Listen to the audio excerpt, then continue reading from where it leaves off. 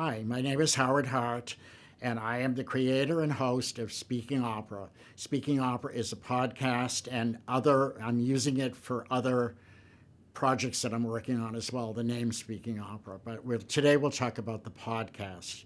I want to thank WCAT, wonderful studio that's helped me in the beginning to get all of this going. I started interviewing singers in the 1980s with Ellen Estieber. I was working in the record business at the time and also doing a radio show at WKCR at Columbia University as a guest host. And Ellen Estieber, the famous American singer, was making her 40th anniversary at the Metropolitan Opera. And a friend of hers called me and had told me that Ellen Estieber had heard me on the radio and would like me to interview. I had never interviewed a singer before. And I just thought, well, it would be something interesting to do. I was working in the record business, and that was the beginning of the podcast, really, in 1980. Moving on, I heard Renata Scotto at the Met many, many times and got to know her as a friend, really, and did an interview. She was the second person that I interviewed on the podcast.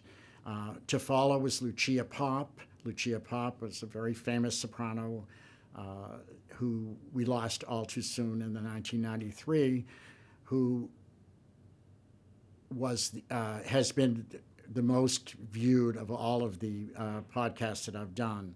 I believe it's over 4,000 views now, and it's the only interview that's in English with Lucia Popp. Bernd Weichel followed, then Louis Quilico, Licia Albanese, and then I stopped. I stopped interviewing in the mid-'80s and put the cassettes in a box under the bed.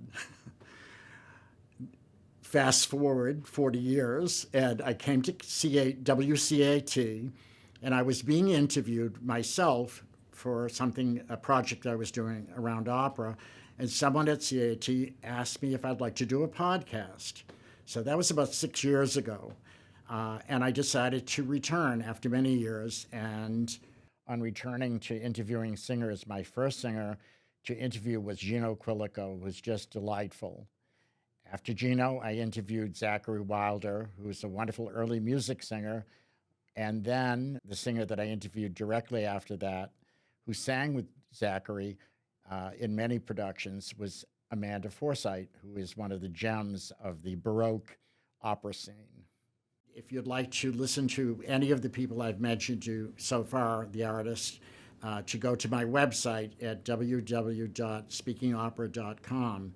They'll all be found there with information around the interviews that I've done, more about them and the experiences of interviewing them.